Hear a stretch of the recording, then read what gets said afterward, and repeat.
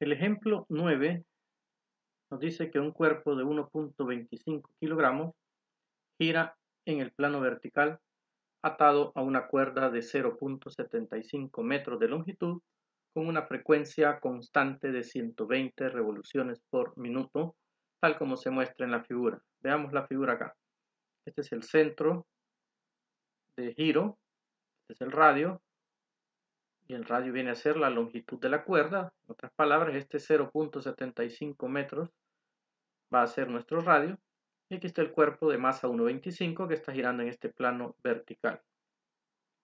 Ahora, algo bien importante nos dice que la frecuencia es constante. Significa que el movimiento que está teniendo es un movimiento circular uniforme y por tanto va a aparecer la aceleración centrípeta.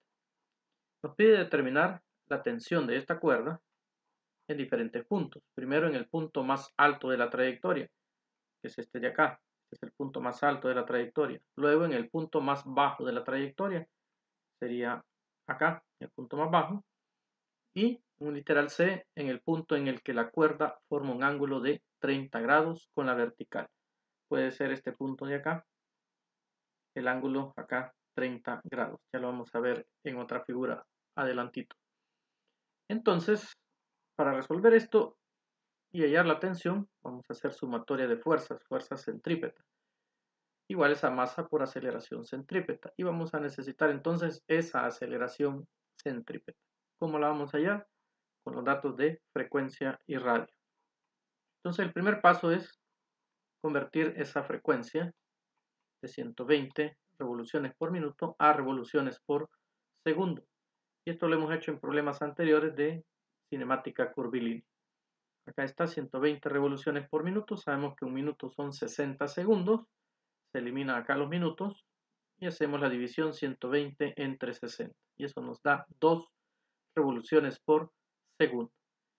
Que habíamos dicho allá en la cinemática curvilínea, que eso es equivalente a segundos a la menos 1, o sea, también es 2 segundos a la menos 1 y también es 2 Hz.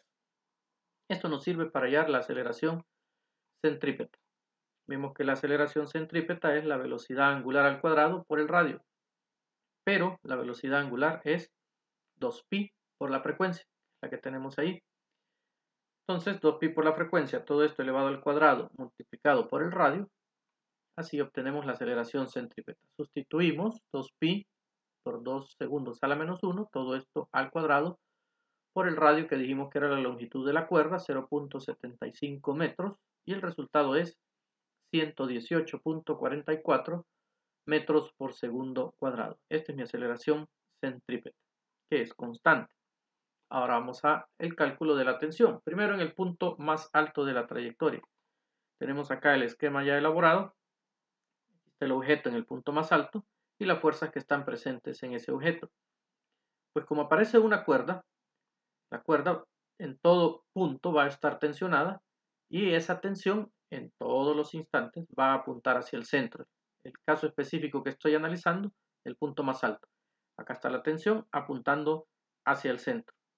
O podemos decir hacia abajo, pero es específicamente hacia el centro. Y el peso del cuerpo, que ese siempre apunta hacia abajo. Entonces estos dos van en la misma dirección. Y, pues lógicamente, como es un movimiento curvilíneo, va a aparecer la aceleración centrípeta, que siempre apunta hacia el centro. Este es mi diagrama de cuerpo libre en el punto más alto de la trayectoria. Entonces hacemos sumatoria de fuerzas centrípetas iguales a masa por aceleración centrípeta. Positivas, todas las fuerzas que vayan en dirección de la aceleración. La aceleración apunta hacia abajo. Por eso tenemos acá que hacia abajo son positivas. ¿Qué fuerzas van hacia abajo? Pues las dos, el peso y la tensión, ambas positivas. Tensión más peso igual a masa por aceleración centrípeta. Hacemos el despeje de la tensión, este término pasa a restar al otro lado. Tensión igual a masa por aceleración centrípeta menos masa por gravedad. Hacemos un paso extra acá, sacamos factor común masa y nos queda de esta manera, masa por la resta de aceleración centrípeta menos gravedad. Ahora sustituimos lo que ya conocemos, la masa, 1.25 kilogramos, la aceleración centrípeta, la que calculamos acá, 118.44 y la aceleración de la gravedad, 9.8. Hacemos esta operación matemática y el resultado es 135.8 9.8 newton. Esa sería la tensión de la cuerda en el punto más alto. Hecho eso, nos vamos al punto más bajo de la trayectoria. Acá está el esquema, el objeto en el punto más bajo. La tensión, dijimos, siempre apuntando hacia el centro. En este caso podemos decir hacia arriba. El peso siempre apuntando hacia abajo. Y la aceleración centrípeta siempre en dirección del centro. Entonces este es nuestro diagrama de cuerpo libre en el punto más bajo. Volvemos a hacer lo mismo. Sumatoria de fuerzas centrípetas iguales a masa por aceleración centrípeta. Ahora la aceleración apunta, digamos, hacia arriba. Entonces toda fuerza que vaya hacia arriba es positiva. Siempre en dirección de la aceleración. La única que va en dirección de la aceleración es la tensión. El peso va en contra. Significa que la tensión va a ser positiva y el peso negativo. Y así aparece en nuestra ecuación. Tensión menos el peso igual a masa por aceleración centrípeta. Al hacer el despeje, este término pasa al otro extremo positivo y nos queda de esta manera. Tensión igual a masa por aceleración centrípeta más masa por gravedad. Volvemos a sacar el factor común, que es la masa, y nos queda de esta forma la ecuación. Ahora sustituimos los valores conocidos. Masa 1.25 kilogramos, la aceleración centrípeta 118.44 y la aceleración de la gravedad 9.8.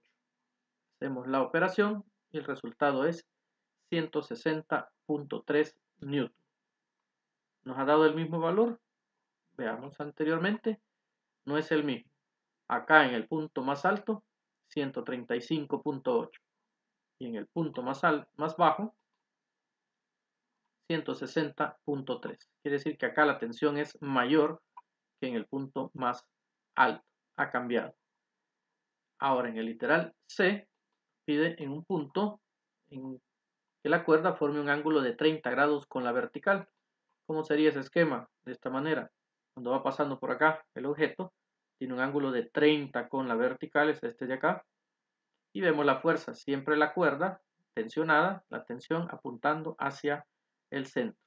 Y el peso siempre apuntando hacia abajo. Entonces, en este caso, cuando hay un ángulo, tenemos que trabajar con las componentes del peso. Hay una componente radial, que es esta, y una componente tangencial, que es esta.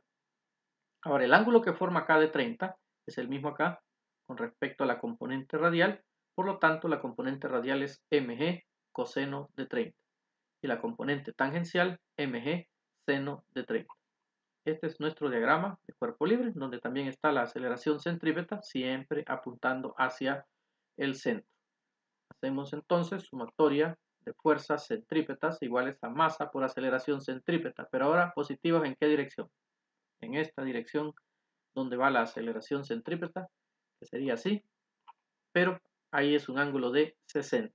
Como este ángulo de 30 es con respecto al eje Y, y aquí lo estoy simbolizando con respecto al eje X, va a ser 90 menos 30, que son los 60 grados acá.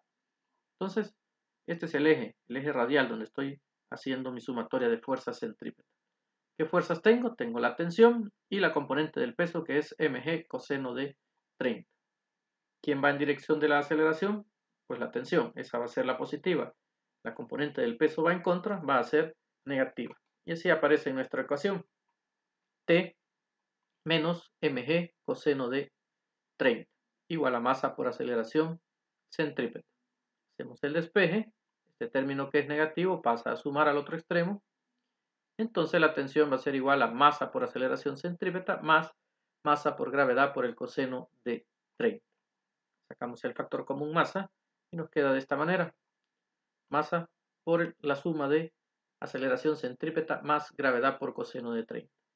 Tuvimos todo lo conocido, la masa 1.25 kilogramos, la aceleración centrípeta siempre 118.44, aceleración de la gravedad 9.8 por el coseno de 30, todo en metros por segundo cuadrado, y hacemos esta operación matemática y el resultado es 158.7 newton. Nuevamente vemos que ha cambiado el valor. ¿Dónde está el mayor de los valores? Pues lo podemos ver que es acá, 160.3.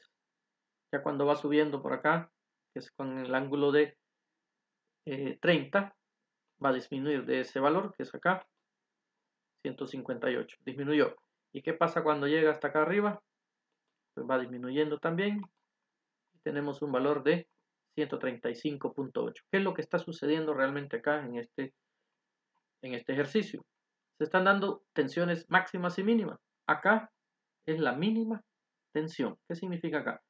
Si es la mínima tensión, a medida que va avanzando, la tensión va a ir aumentando, aumentando, aumentando hasta alcanzar un valor máximo cuando llega al punto más bajo. Aquí se da la tensión máxima. Luego, a medida que va subiendo, empieza a disminuir, hasta alcanzar nuevamente la tensión mínima.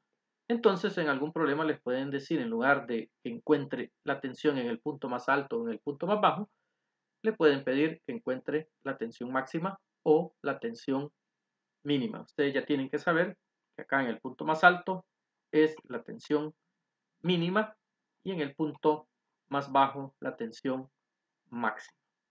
Hasta aquí nuestro ejemplo número 9.